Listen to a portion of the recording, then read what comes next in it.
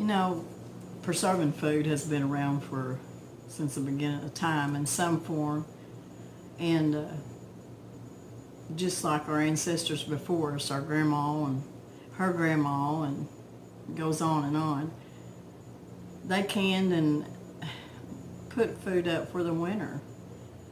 Um, Harvest wasn't just in the summertime, it was in the fall too, because used to they'd let kids off school for the fall harvest, and they would do a lot of putting up, preserving, canning, however, what form they preserved their food. So it's always been around. But even saying that, a lot of the canning and stuff also comes for convenience, because say for instance today I found chicken breast on sale, so I'm going to be canning some chicken breast, and I want to put enough up to stock my shelves for a while. So every time I find chicken on sale, or chicken breast anyways, I'll be canning it, because we use a lot of chicken breast. Now, I did help my son process some chickens a while back, and we're going to be doing some more here pretty soon. And I'd rather, I use them, put them in the freezer, because I use them for frying chickens and stuff like that, so, and to bake them on Sundays, so I'm going to save them. I don't want to can them. But when I can today, I'm thinking in my mind what I will be using this chicken for. So as I can it, I'm going to put some ingredients in with it. I'm going to put some spices and stuff like that in there with it, because I'll be using it for chicken salad. I'll be using it where me and Mr. Brown excuse me, can come in after work, and I can open a can up and I can make us a individual chicken pot pie with it. I can make us, a little bitty pot of chicken and rice, or some kind of casserole with it, or chicken dumplings, chicken dressing. That's what I'm canning today, is what I'll be using this chicken for, because I'll be putting a little bit of garlic in it, of course a little bit of salt. I'll be putting poultry seasoning and thyme in it, and that's what will be in there with my chicken. And what it's going to do is it's really going to marinate that chicken. It's really going to be good when I open it up to use it. And the next time that I can chicken, I'm going to do it with cumin, chili powder, garlic, oregano, and I can use that chicken for my Mexican dishes, like making tamales, Mexican casseroles. We eat a lot of tacos. You can use it in like Santa Fe wraps and stuff like that. So it's for convenience too, and that's what I like about it too, because I've got beans in there that I can, I've got soup in there that I can, and it's just, instead of buying that stuff at the store that's got so much preservatives and mess in it, you can do it yourself, put it on your shelves, and it's there for convenience, and it's a lot better for you. So I think it's a good thing. So like I said, canning's not just for long-term storage, it's also for convenience, and that's what I love about it.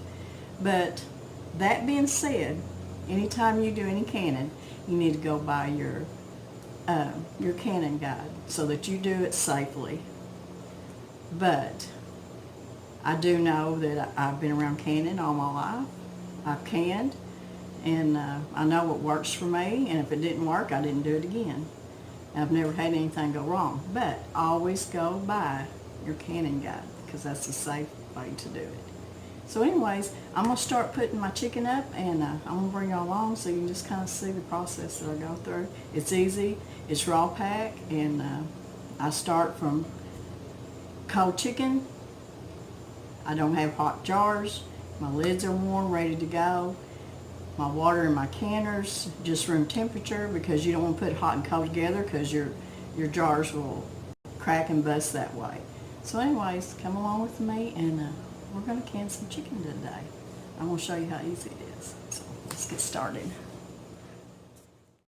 I've got my raw cold chicken here that I've got cut up in chunks, and I'm going to just do a couple of jars, show y'all how I do it. And packing this chicken breast in these jars, I'm going to leave about 1.5 inches headspace. I have done it just 1 inch, and I had water that, well, my broth come up, you know, in the canner, so that didn't work. So I thought, well, next time I'm going to do 1.5 inches, so that's what I'm going to do today. So I'm going to try to get this packed in there as much as possible, and I may end up having to take a few chunks out to make sure I've got enough headspace. But it doesn't take long to do this process. So I'm just going to I'll do 3 of them and get them down in there. It's an easy process. There's not, you know, much to it once you get started. And the chicken comes out tasting so good. Okay, I'm going to try to get just a few more in there. Pack it down. You can hear when you push it down like that and squish it down, you can hear the air coming out. You can hear it kind of squish, squish. But I'm going to wash my hands real quick. I don't have any gloves today to be messing with this chicken, so I'm going to wash my hands good. But I'll also use my debubbler to get the air out of the jars. And it also helps push some of that chicken down, and you might can get a few more chunks in there. But like I said, I'm going to leave 1.5 inches headspace. So you see how it'll push it down, get that air out, and it'll pack your jars better. You always need to make sure you get the air bubbles out, the air out there. Because I will not be putting a bunch of, I'm going to put one more piece in there. I won't be putting a bunch of water or broth in here because this chicken's going to make its own broth. And when it gets done, you'll see what I'm talking about. So I got my chicken in there, and I'm just going to do 3 of them right now. Wash my hands again. You have to be safe with chicken. That's for sure. Okay, I'm going to put 1/2 teaspoon of salt in each jar. And I'm using Cannon salt. And I'm going to put 1/2 teaspoon of thyme. I love thyme. Now, if you don't like thyme, you don't have to put it in there, but you can put 1/4 teaspoon if you want to, but I'm putting 1/2 teaspoon. And I'm going to put 1/2 teaspoon of poultry seasoning in here. I use poultry seasoning with my chicken all the time. It gives it such a good flavor. So, yeah, so that'll be good. And then I'm going to put 1/2 teaspoon of chopped garlic in there too. Now, this is a process that's always worked, so I've never had any problem with it. Okay, I'm going to wash my hands again. And I'm going to finish my jars.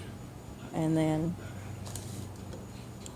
now I'm only going to put a tablespoon of water in each jar. Just a tablespoon. Because when this process, and when I get them out of the canner, you're going to see that it's going to be full. It's going to make its own broth. But I put a tablespoon in there just to help get it started. I've got vinegar in my cup here, and I have cleaned every jar rim and with vinegar. And with it being chicken, I use different pieces of paper towel. Okay, I'm going to get my warm lid out. Put my lid on here. I'm going to put my ring on finger tight. And they're good to go now. I'm going to put all my jars in my canner. Now, my canner water, I put 3 quarts of water in there. And it's at room temperature because I've got cold jars. I've got cold chicken. My jars are cold. And my water's not cold, but it's at room temperature because when I start canning, when I put the lid on this, I'll turn my heat up, and I want it all to come up the same temperature at the same time. That way you get no broken jars. So I'm going to get them all in there. And I tell you, I can't wait to get me a bigger canner so I can start doubling my canning. But I'll just do what I can right now. So, get my jars in here, put my lid on, turn my fire on, and I'm going to get it up to 10 pounds of pressure. Well, first I'm going to let it vent for 10 minutes, and then I'll get up 10 pounds of pressure, and I'll let them process for 75 minutes. Don't you just love that sound? I do. Okay, here's the finished product. Looks pretty. And you see all that broth it made. Easy process, good food. Give me a thumbs up. God bless.